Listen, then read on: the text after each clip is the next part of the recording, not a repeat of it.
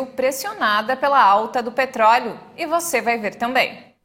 Puxada pela alta nos preços dos alimentos, a prévia da inflação dispara em março.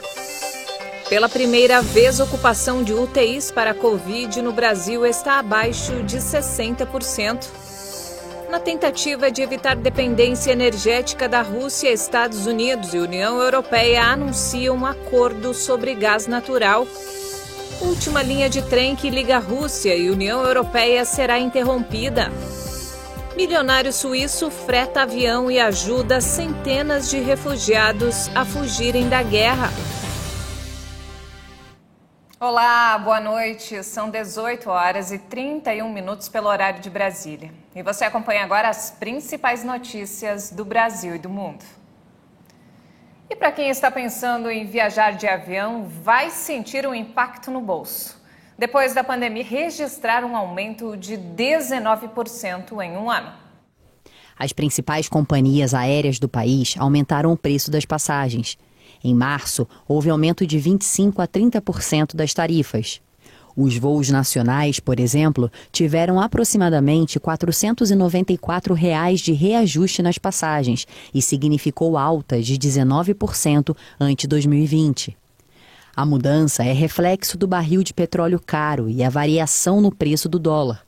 Se a moeda estrangeira tem ficado mais barata, o petróleo, em compensação, tem encarecido com a guerra entre Rússia e Ucrânia.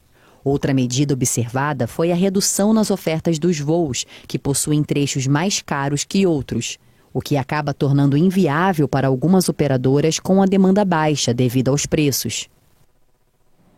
E puxada pela alta nos preços dos alimentos, a prévia da inflação subiu em março para o maior. Puxado pela alta dos preços dos alimentos, o Índice Nacional de Preços ao Consumidor Amplo, IPCA-15, que é uma prévia da inflação oficial do país, ficou em 0,95% em março, após ter registrado taxa de 0,99% em fevereiro. Segundo o IBGE, trata-se da maior variação para um mês de março desde 2015. Em 12 meses, a inflação atingiu 10,79%, acima do registrado nos 12 meses anteriores. Já são 7 meses seguidos com o índice acima dos 2 dígitos no acumulado de um ano. Na passagem de fevereiro para março, houve alta em todos os 9 grupos de produtos e serviços pesquisados, com destaque para a alta dos alimentos e bebidas, que respondeu por 0,40 ponto percentual do IPCA-15 do mês. As principais pressões de alta entre os alimentos vieram da cenoura, do tomate e das frutas. Ainda houve altas expressivas na batata inglesa, no ovo de galinha e no leite longa-vida. Também registraram alta a habitação, artigos de residência, vestuário, transporte, saúde e cuidados pessoais, despesas pessoais, educação e comunicação. E o Supremo Tribunal de Justiça autorizou o reajuste de planos de saúde coletivos por faixa etária. A decisão terá impacto especialmente para os idosos e quem está prestes a completar 60 anos. São cerca de 7,4 milhões de beneficiários com 59 anos ou mais, de acordo com a Agência Nacional de Saúde Suplementar. As condições são que haja previsão contratual, que siga normas de órgãos governamentais reguladores e não seja feito com cálculo aleatório ou aplicação de percentuais injustos. E nos destaques internacionais, os Estados Unidos anunciaram hoje que vão intensificar o fornecimento de gás para a União Europeia com a intenção de reduzir a dependência russa. Essa decisão aconteceu depois do encontro entre líderes mundiais em Bruxelas. O acordo faz parte de mais um esforço para tentar isolar a Rússia e pressionar a economia do país. Os Estados Unidos e o Bloco Europeu criarão uma força-tarefa que será presidida por um representante da Casa Branca e um da Comissão Europeia. O anúncio foi feito em conjunto pela presidente da Comissão Europeia, Ursula von der Leyen, e o presidente dos Estados Unidos, Joe Biden. Queremos que a Europa diversifique para longe da Rússia e em direção de fornecedores que confiamos, que são nossos amigos, que podemos nos apoiar. Portanto, o compromisso dos Estados Unidos de fornecer mais 15 bilhões de metros cúbicos de GNV neste ano é essencial para a paz, a liberdade e para a democracia no continente, e foi exatamente com isso que a presidente da União Europeia e o presidente dos Estados Unidos se comprometeram em Bruxelas nos invernos e também para reduzir de forma sustentável a dependência energética em relação à Rússia. O presidente americano, o forte aumento dos preços da energia elétrica disparou os sinais de alarme na União Europeia no final de 2021, quadro que piorou depois da invasão russa da Ucrânia. Analistas calculam que o bloco europeu importa atualmente 150 bilhões de metros cúbicos de gás da Rússia, pouco mais de 40% das importações do continente do combustível. A guerra na Ucrânia continua provocando vítimas e deixando um rastro de destruição. O presidente Volodymyr Zelensky fez um apelo na noite de ontem, pediu ajuda à OTAN e cobrou mais uma vez a adesão da Ucrânia na União Europeia. Aos líderes ocidentais, Zelensky pediu ajuda para que o país passe da resistência ao ataque contra as tropas russas. Para salvar as pessoas em nossas cidades, a Ucrânia precisa de ajuda militar sem restrições.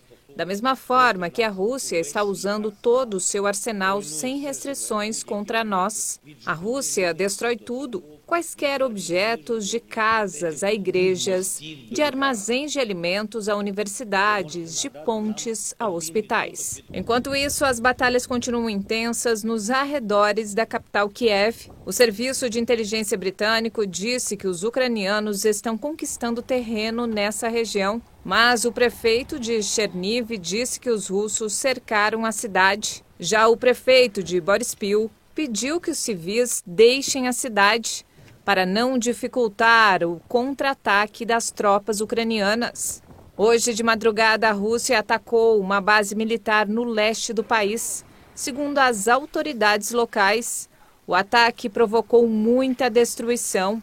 Em Kharkiv, no Nordeste, 4 pessoas morreram no bombardeio russo contra um posto de saúde. Em Mariupol, a cidade mais destruída da Ucrânia, as autoridades temem que 300 pessoas possam ter morrido no atentado ao teatro em 16 de março. Segundo a prefeitura, a entrada do abrigo onde estavam centenas de pessoas foi bloqueada por destroços e as operações de resgate foram complicadas pelos bombardeios incessantes. Segundo dados da prefeitura, mais de 2.000 civis foram mortos em Mariupol desde o início da guerra. O presidente Zelensky considera que há cerca de 100.000 pessoas ainda bloqueadas nesta cidade portuária. A Rússia tem negado ter bombardeado o teatro. O Kremlin diz que as forças russas não têm civis como alvo depois de invadir a Ucrânia em 24 de fevereiro. E pela segunda vez em um mês, desde o início da ofensiva russa na Ucrânia, Moscou admitiu nesta sexta-feira ter sofrido baixas em seu exército. Durante coletiva de imprensa, o comandante do exército russo, Sergei Rudskoy, disse que 1.351 militares morreram até agora e 3.825 ficaram feridos. Kiev afirmou que a Rússia sofreu perdas muito maiores. E a empresa ferroviária da Finlândia anunciou nesta sexta-feira a interrupção do tráfego na linha que liga São Petersburgo a Helsinki, onde circulam os últimos trens que permitem que russos cheguem à União Europeia. Apesar das sanções europeias contra Moscou depois da invasão da Ucrânia e do fechamento da maioria das conexões aéreas e terrestres, o trajeto foi mantido para permitir que cidadãos finlandeses ou russos saíssem da Rússia. Estas foram as 2 únicas nacionalidades permitidas a embarcar. O governo finlandês considera que já concedeu tempo suficiente e que continuar com a operação não é adequado se forem levadas em consideração as sanções contra a Rússia. A empresa operadora da linha afirmou que os trens estiveram lotados nas primeiras semanas, mas apresentaram taxas de ocupação mais normais nos últimos dias. A Finlândia é um país oficialmente não alinhado, mas sócio da OTAN desde meados da década de 1990, depois que virou a página da neutralidade com o fim da Guerra Fria. Pesquisas indicam que mais da metade dos finlandeses apoiam a entrada do país na Organização do Tratado do Atlântico Norte. Essa entrada poderia causar irritação do lado russo da fronteira. Veja a seguir, pela primeira vez, a ocupação de UTIs para a Covid no Brasil está abaixo de 60% em todos os estados. E ainda, milionário suíço freta avião e ajuda centenas de refugiados a fugirem da guerra. Nós voltamos em instantes. Até já!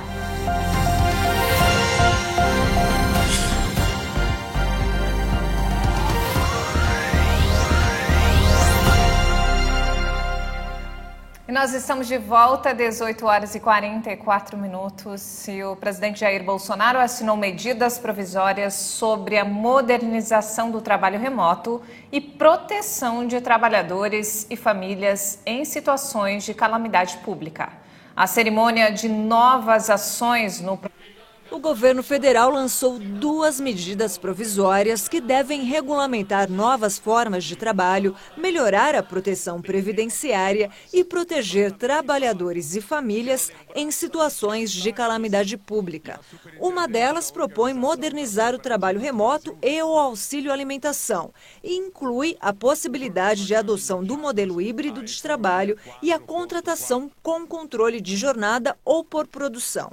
Essa medida define regras em relação ao teletrabalho, o chamado home office, que se intensificou durante a pandemia. A segunda medida provisória, assinada pelo presidente, envolve proteção aos trabalhadores durante estado de calamidade pública, que permite que o setor público busque preservar empregos, empresas e a renda do trabalhador.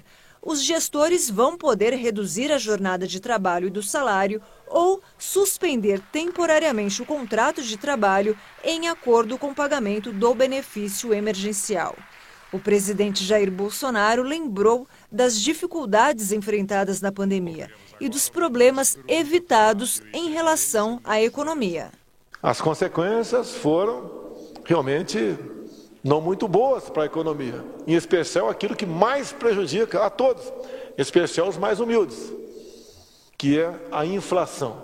Mas mesmo assim, se evitou, em especial através do Ministério da Economia, o desemprego abatesse sobre nós. Lembro que nos anos 2014 e 2015, desconheço a crise daquele momento, mas perdemos 3 milhões de carteira assinada. 2020 ficou no 0 a 0, porque a equipe da economia especial trabalhou com os programas do Pronamp, do BEM e atendendo os mais necessitados.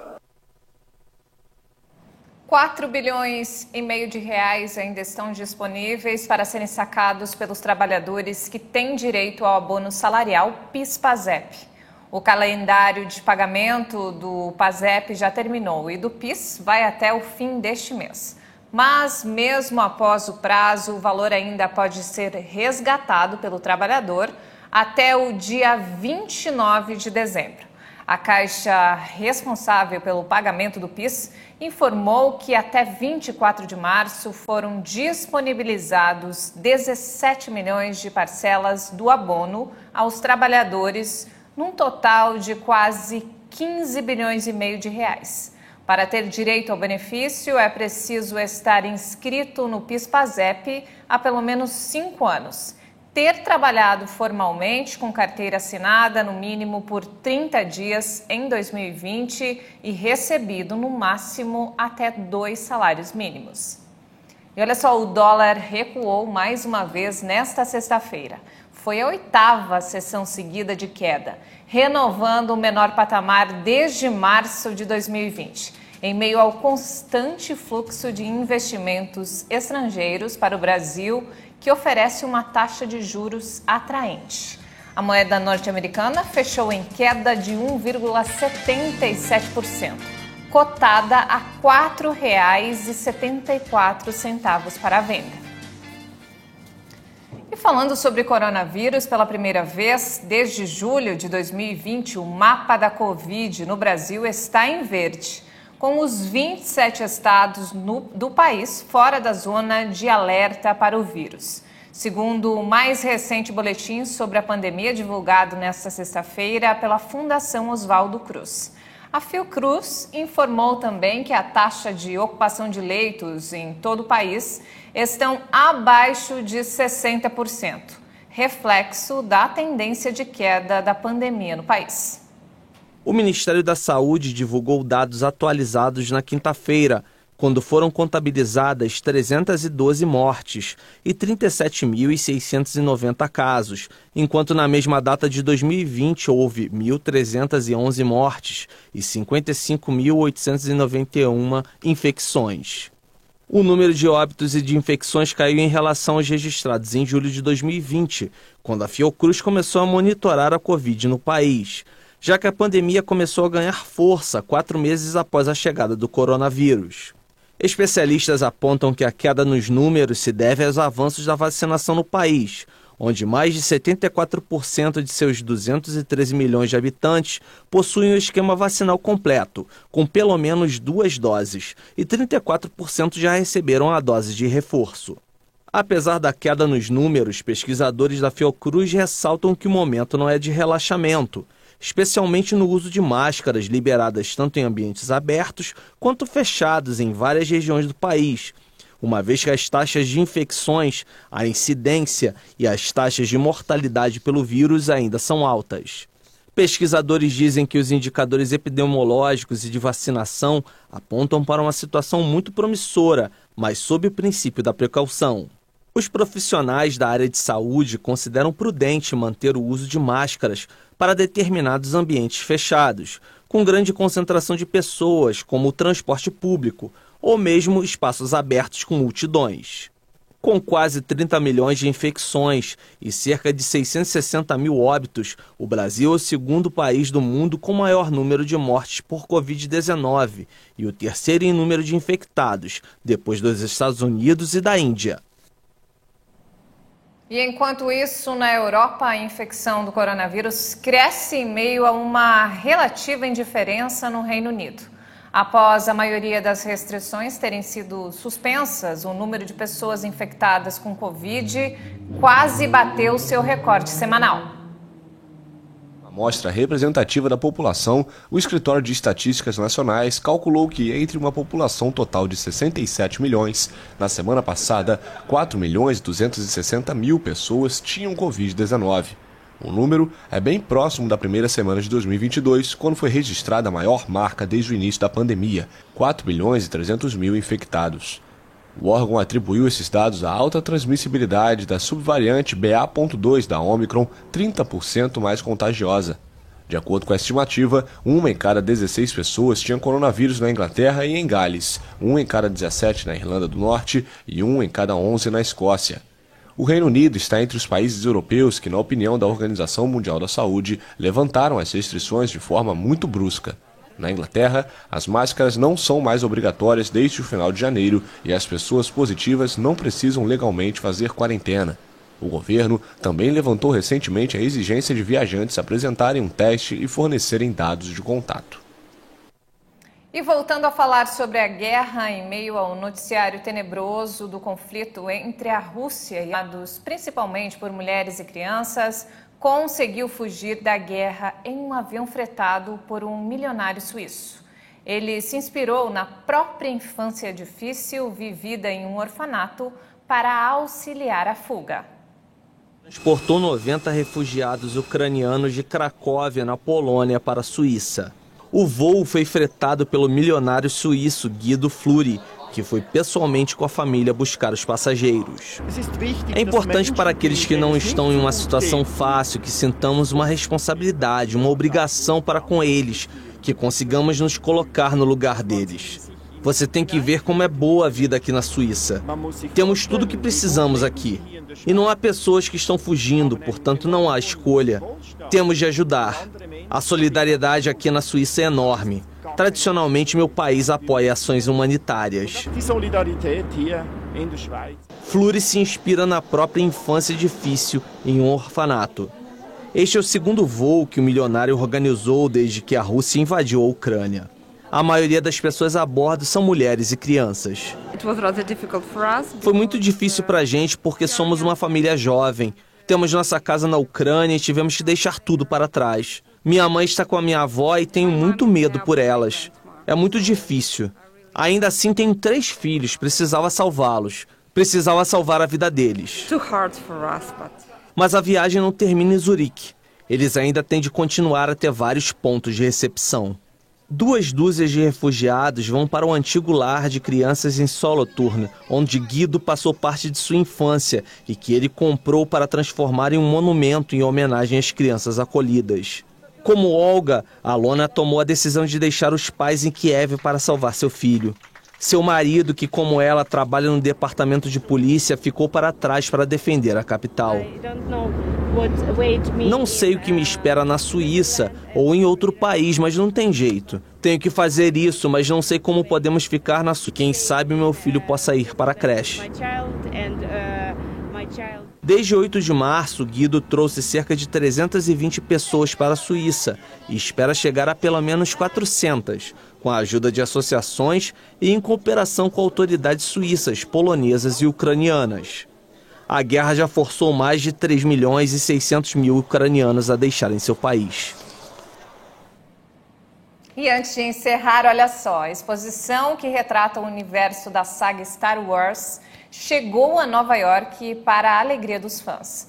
São 600 itens exclusivos, modelos, esculturas, fotos, pôsteres e figurinos como dos personagens Darth Vader, Yoda e Princesa Leia. Segundo o produtor executivo, a exposição é feita por fãs e dedicada também a eles. Os visitantes são imersos no caminho dos Jedi e no lado sombrio da Força. Daniel Prada é o homem por trás da maior coleção dos fãs da ficção científica e dedicou cerca de 25 anos de sua vida a acumular os itens. Para os apaixonados pela saga, a exposição fica até junho. Para ver as nossas reportagens, acesse o canal Hit Notícias no YouTube. Obrigada pela companhia e um ótimo fim de semana para você.